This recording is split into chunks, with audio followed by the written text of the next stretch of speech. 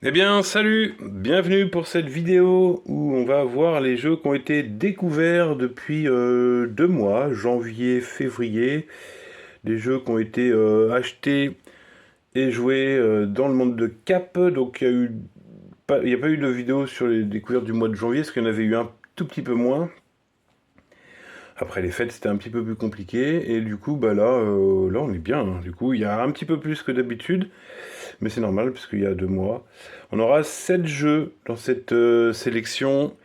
Et on peut voir qu'il y a une mécanique, ouais, il y a une mécanique de jeu quand même qui se répète un petit peu. Il y a du jeu solo, il y a des thèmes tous différents.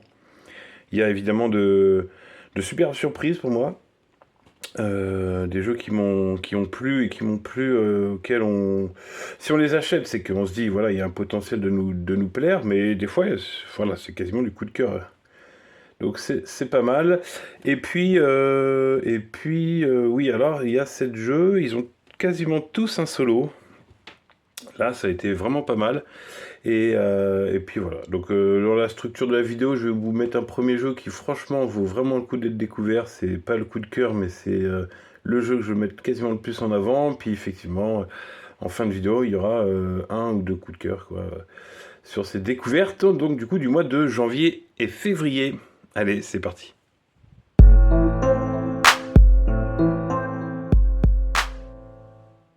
Et le premier jeu de cette sélection découverte est Glory, un jeu de chevalier. Ah, Glory, excellent jeu.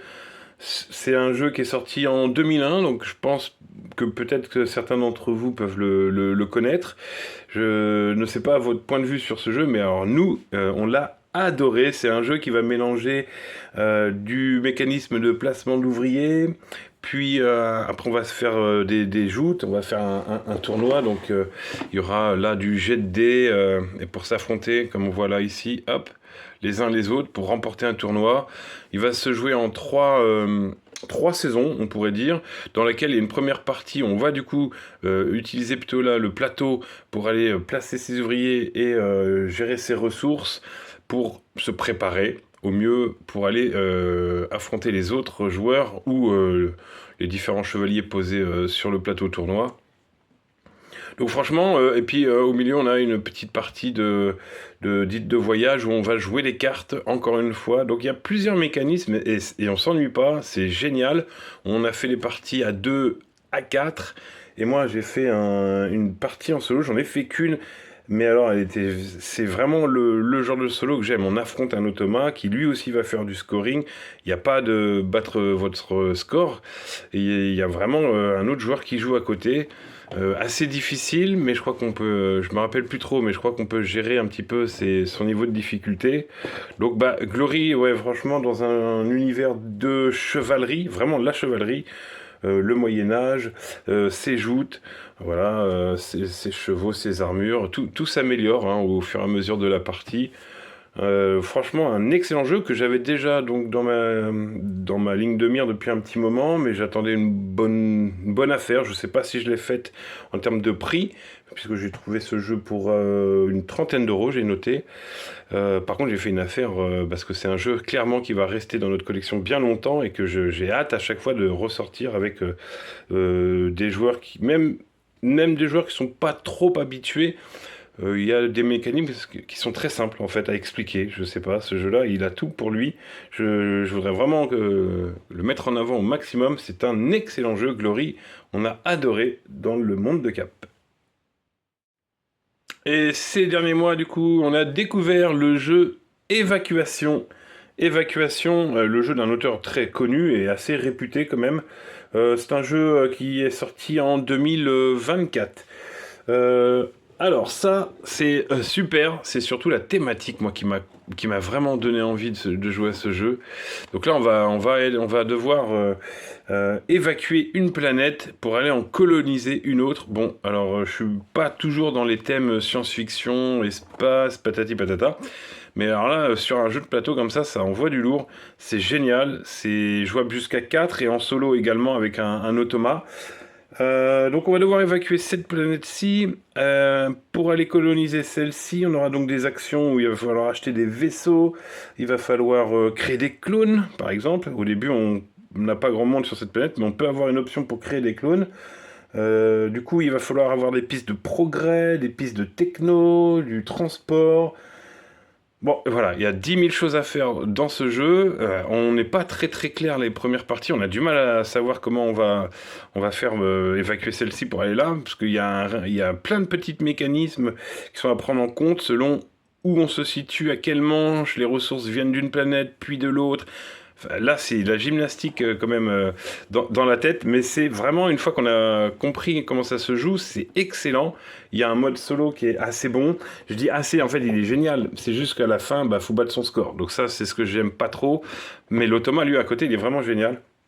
Il nous embête vraiment, il fait des actions, il place lui aussi dans la nouvelle planète, parce que du coup, il n'y a pas de coopération, on est bien sur du coopératif, c'est celui qui a le mieux évacué sa partie de planète et mieux colonisé l'autre, qui va faire le maximum de points. Et en plus, ce que j'aime bien aussi, c'est comme le thème est assez présent, il y a du malus si on n'évacue pas correctement l'ancienne planète. Donc là, évacuation, encore un super jeu. Peut-être qu'il m'a plus à moi que autour de moi, mais j'ai pas encore fait jouer à tout le monde dans le monde de Cap, donc je suis quand même plein d'espoir qu'il plaise. En tout cas, moi, je l'ai beaucoup aimé, et c'est un jeu que je vais garder et me refaire des bonnes parties. Ça dure assez longtemps, faut bien réfléchir. Donc c'est pas vraiment du placement d'ouvriers, mais tout comme en fait, on a différentes actions sur des cartes et on peut les jouer soit pour la face de la carte tout simplement, ou soit sur son plateau joueur, on peut la glisser par exemple en dessous et on a différentes actions qui vont être activées. Enfin voilà, tout est lié de ce qu'on fait justement de ces actions pour aux phases d'après, de techno, de progrès plutôt. Donc voilà, super jeu. Évacuation. Alors ce mois-ci, on a acquis et découvert le jeu Settlement. Settlement, un jeu qui date de 2021. Alors sur Settlement, on est sur un jeu où il y a plein de mécanismes, plein de choses à faire. Il y a du placement d'ouvriers, il y a de la gestion, il y a un petit peu d'exploration, une petite création de moteur économique, enfin qui est même plus importante qu'on le croit au premier abord. Il y a un peu de collection.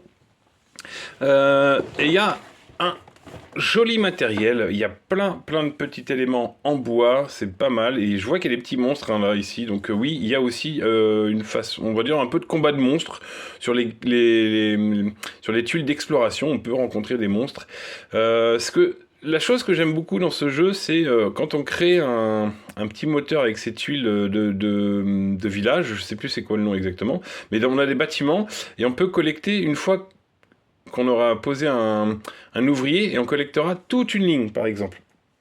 Et ça, donc c'est très important de bien optimiser son village. C'est pas forcément ce que j'ai fait dans mes premières parties, et c'est pour ça que du coup j'ai beaucoup aimé le jeu, mais je sens que lui, il va falloir faire plusieurs parties pour être bon et optimiser au mieux ses ressources. Ce qui me fait dire que nous, dans le monde de Cap, on l'a plutôt bien aimé, mais je pense qu'il a beaucoup de mécanismes un peu à droite, à gauche, qui font que j'arrive pas à savoir vraiment dans quel univers le classer au mieux. Et je souffre aussi peut-être un petit peu du fait d'avoir beaucoup de jeux qui font que c'est pas celui que je vais plus le sortir. Donc malheureusement, je pense que ce jeu-là, je vais en faire quelques parties évidemment, notamment en solo, hein. Il y a un solo, alors c'est un solo correct où on doit battre son score, mais je pense que là aussi l'intérêt, ça doit être de savoir optimiser ses tuiles bâtiments, son petit moteur économique pour faire un super score, chose que je n'ai pas fait. Et en multijoueur, finalement, on fait chacun de son côté sa petite popote. Donc, je suis pas très convaincu de celui-ci. Mais en même temps, je sais pas quoi lui reprocher parce que tout ce qu'il fait, il le fait plutôt bien. Donc, bon voilà, un jeu qui est plutôt bon quand même, mais j'ai trop de jeux à la maison, donc je pense que c'est pas un jeu que je vais garder longtemps. Je vais en faire donc, comme je dis, quelques parties, peut-être même un solo, je peux montrer en vidéo, mais je garderai pas indéfiniment Settlement.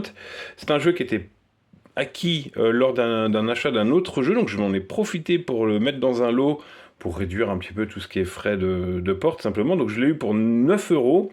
Donc je pourrais le revendre pas cher du tout et j'espère qu'il fera un heureux de l'autre côté. Celui qui me l'achètera aura plus de sensibilité sur ce jeu parce qu'il est quand même très très bon. Alors, on a découvert le très joli jeu Black Forest, un jeu de Monsieur Uwe Rosenberg, et il n'est pas tout seul, il y a Tito Lorenz également. Je dis Uwe Rosenberg parce que c'est un auteur de jeu qui est très réputé et qui a créé un système de roues pour gérer ses ressources, qu'on retrouve également dans Black Forest, qui est très ingénieux, c'est le moins qu'on puisse dire. Et c'est ce qui fait le charme pour l'instant du jeu, c'est que moi c'est la première fois que j'utilisais donc son système de roues et oui c'est très satisfaisant. En fait c'est très fou de se dire que l'idée, comment il a fait pour avoir cette idée, donc c'est génial. Donc Black Forest, le jeu du coup 2024, un de ses derniers jeux, je crois qu'il y a eu Canal aussi qui est sorti il n'y a pas longtemps. Donc c'est quand même assez récent et c'est un beau bébé, c'est un gros jeu. Donc on a vraiment le système de gestion de ressources, de placement d'ouvriers pour aller sélectionner les actions. On va aller, du coup, le but du jeu c'est d'étendre son domaine au milieu de cette forêt noire et du coup il y a de la construction de petites tuiles et on peut même rajouter et agrandir quoi, tout simplement son domaine. Et donc du coup la transformation automatique des petites ressources ici, donc il n'y a aucun autre cube, hormis les petites vaches ici, les petits cochons, trop mignons, mais sinon il n'y a pas d'autres ressources en main.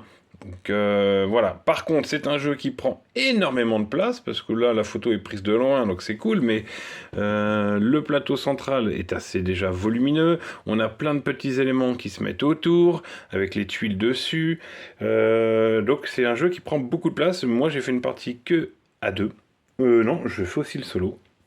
Mais sinon, à 4, quand je vais le présenter celui-ci, et qu'on va devoir se faire une partie à 4, à mon avis, on va prendre toute la table. Hein. Donc voilà, donc c'est un excellent jeu, hein, Black Forest, et je peux pas le comparer aux autres Uwe Rosenberg, mais ce qui est intéressant, c'est qu'il me donne déjà envie d'aller chercher ses anciens jeux, voir un petit peu l'évolution. J'ai l'impression que dans celui-ci, quand je vois les photos, hein, parce que j'ai jamais joué à Agricola, qui est sans doute son jeu le plus célèbre, et le plus réputé d'ailleurs, j'ai l'impression que quand je vois mon petit domaine là dans Black Forest, il s'est inspiré déjà des bases d'Agricola, qu'il a rajouté son système de gestion de ressources qu'il avait créé, me semble-t-il, dans la route du verre. Corrigez-moi si je me trompe. Donc voilà, ça me donne vraiment envie d'aller chercher ces autres jeux. C'est un beau bébé. Moi, je l'ai acquis pour 35 euros sur le marché d'occasion. Et je vais le garder un bon moment, ça, je pense, puisque j'ai vraiment envie d'aller créer mon petit domaine à chaque fois. Et puis, je pense qu'il faut faire plusieurs parties pour... Comme ça score dans différentes façons, faut établir sa stratégie. Donc, vraiment un super jeu, Black Forest. Et voici un autre jeu qui prend beaucoup de place sur la table, Mosaïque, chronique d'une civilisation. Alors, Mosaïque, ça c'est un jeu où on va gérer donc du coup sa civilisation, tout simplement. C'est un jeu qui est très fluide, pourtant on a l'impression que ça pourrait être un gros jeu compliqué, mais pas du tout. Hop, il prend de la place, c'est un beau plateau certes, mais par contre il est assez simple. En fait, on va prendre une action par tour, parmi des actions comme apprendre une technologie, comme construire des villes ou villages, des merveilles, je crois que c'est comme ça qu'on appelle aussi, je sais plus trop. Voilà, cité village, des tuiles merveilles. On va recruter aussi ou déplacer même des fois ces petites unités militaires. Alors c'est de la conquête, mais par majorité, il n'y a pas de combat dans ce jeu. Qu'est-ce qu'on peut faire? Accroître sa population, production, il y a de la taxe et des impôts, on peut changer de gouvernement, tout ce qu'il faut. Tout ce qui ressemble à un jeu de civilisation. Moi, les jeux de civilisation, j'en avais fait quelques-uns, mais plutôt dans le domaine du jeu vidéo. Mais à chaque fois, c'est trop poussé pour moi, donc je préfère les petits basiques. Et celui-ci, en jeu de plateau aussi, j'avais envie d'en trouver un. J'en surveillais plusieurs, mais là où pourquoi j'ai pris celui-ci, alors c'est presque par défaut, c'est que ce sont des jeux souvent quand même qui sont assez plus ou moins cher, on va dire. Et Mosaïque, il a deux versions. Il a une version où il a plein de petites figurines, même pour faire les petites villes. Donc, qui est une autre boîte d'une autre dimension et qui est forcément plus onéreuse. Et celui-ci, il n'y a pas toutes les petites figurines, donc on peut le trouver moins cher. Donc je l'avais mis un petit peu dans ma sélection à le trouver. Alors, il y a d'autres jeux de civilisation également, hein, qui auraient peut-être être plus intéressants, mais celui-ci, bon, bah voilà, on choisit aussi de par son graphisme, ce qu'il représente sur la table, donc celui-ci me plaisait bien, et grosse occasion, je le trouve à 9 euros. Donc, enfin 10 euros peut-être, je crois que c'était à 10 euros je l'ai retrouvé, donc tout simplement parce qu'il est un petit peu abîmé sur le coin là, et du coup c'est avec ce jeu là que j'avais fait un lot pour Settlement où j'avais pu du coup me dire que je crois que j'ai eu les deux pour 18 euros. Donc voilà, je divisais par deux, ça fait 9 euros le jeu, donc pour moi je l'ai acheté 9 euros, et alors là quand je me dis ça, je me dis je suis trop content, parce que j'ai un énorme jeu qui nous prend franchement une bonne après-midi, selon combien on va jouer, mais à 3-4 c'est sûr ça prendra l'après-midi, chacun fait son action, ça réfléchit beaucoup, on peut un peu s'embêter mine de rien, et on a un système de scoring qui va arriver plusieurs fois pendant la partie sur plusieurs éléments. C'est un peu compliqué d'expliquer rapidement comme ceci, mais grosso modo, voilà, à l'intérieur des cartes ici, les cartes là et peut-être ici, je crois, on a une carte scoring qui va apparaître, et une fois qu'on a deux ou trois cartes scoring, je crois, qui apparaissent, ça déclenche la fin de partie. Donc du coup, on ne peut pas prévoir exactement quand arrive la fin de partie, donc il faut toujours mener sa civilisation. C'est une grosse boîte, hein, ça tremble, dis donc, quand je bouge la boîte. Toujours mener sa civilisation au mieux pour pouvoir remporter la partie. En tout cas, Mosaïque, moi j'adore. Il n'y a pas de mode solo dans ce jeu, il faut l'imprimer, découper ses cartes, le créer soi-même. Ça, c'est très enquiquinant pour moi parce que je ne suis pas doué pour faire ça. Je demande de l'aide à la maison, mais je vais pouvoir le créer, le mode solo. Et peut-être qu'un jour, je pourrais faire une partie en solo de ce jeu. Mosaïque, très bon jeu. Alors, on approche de la fin de la vidéo et du coup, on va arriver sur les jeux dits coup de cœur, quoi, les jeux que franchement j'ai adoré. Et le premier d'entre eux est donc Terminus. Terminus, un jeu tout simple où le thème est très présent. Il faut construire le métro dans une ville, reliant différents quartiers, des quartiers résidentiels ou quartiers d'affaires, commerciales. Voilà, sur un grand plateau, alors qui est réputé pas très joli. Bon, moi, il m'a pas dérangé plus que ça.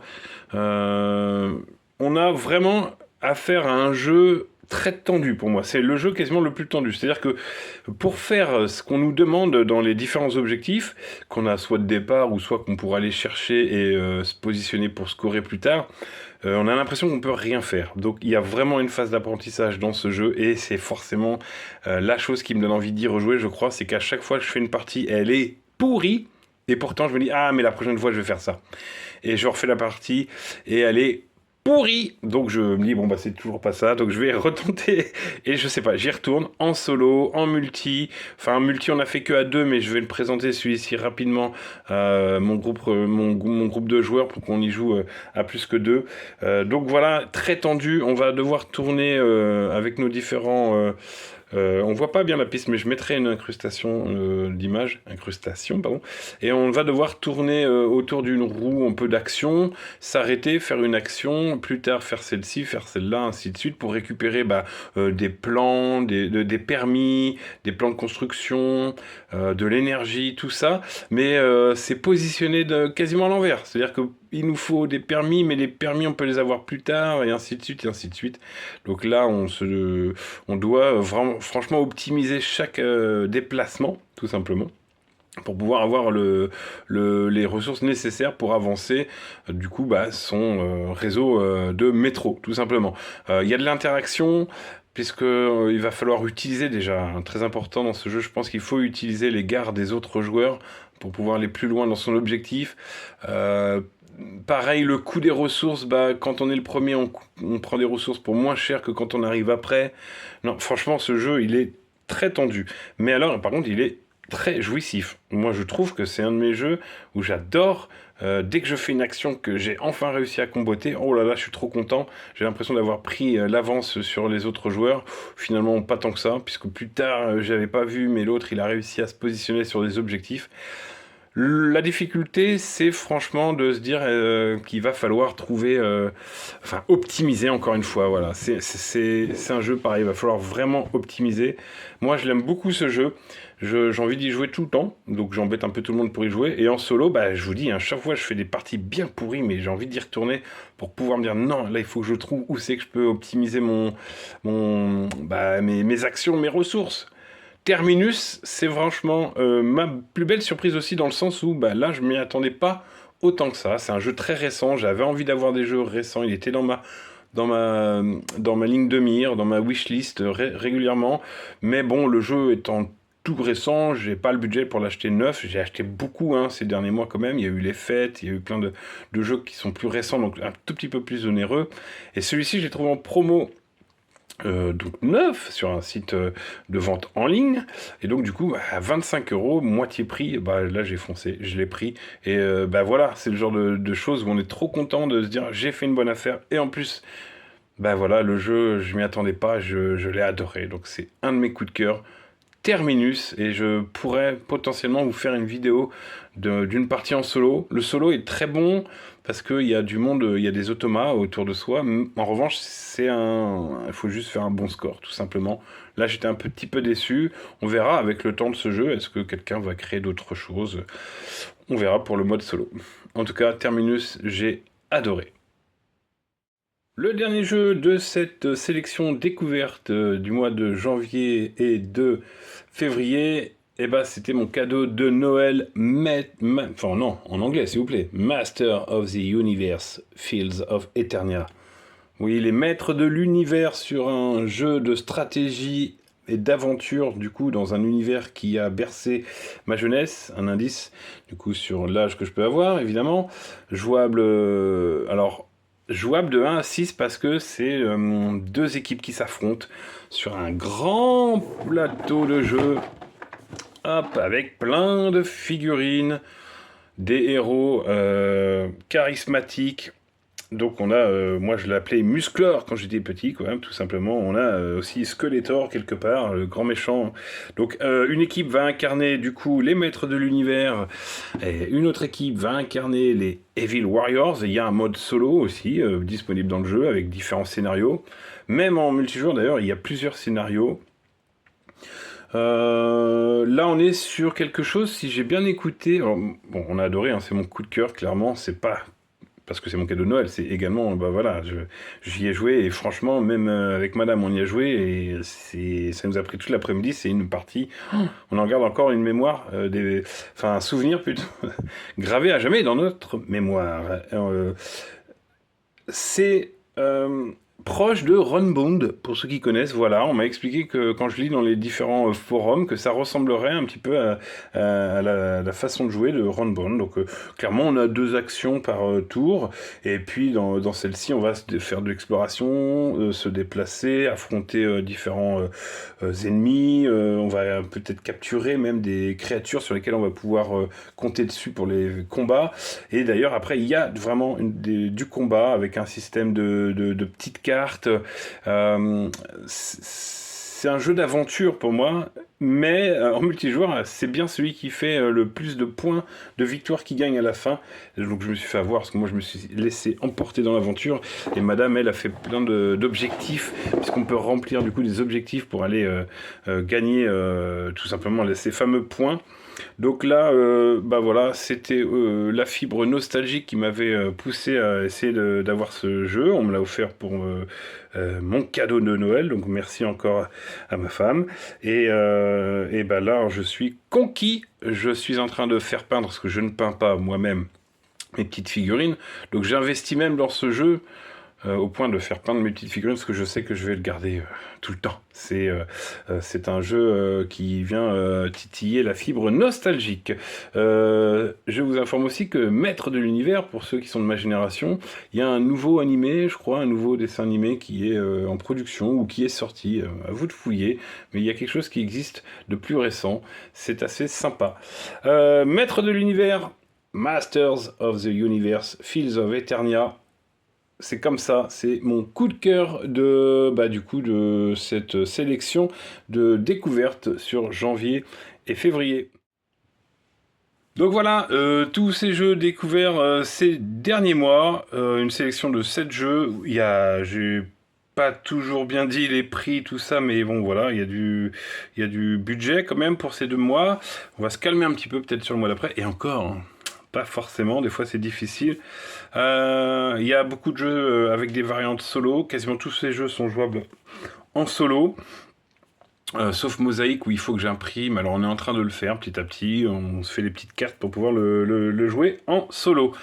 Voilà, j'espère que cette sélection vous a plu, j'espère que vous avez peut-être découvert des jeux, certains sont peut-être moins connus que d'autres, et puis n'hésitez pas, si des jeux vous intéressent que je vous le présente sur une partie en solo, je peux potentiellement essayer de mettre ça en place. Allez, ciao!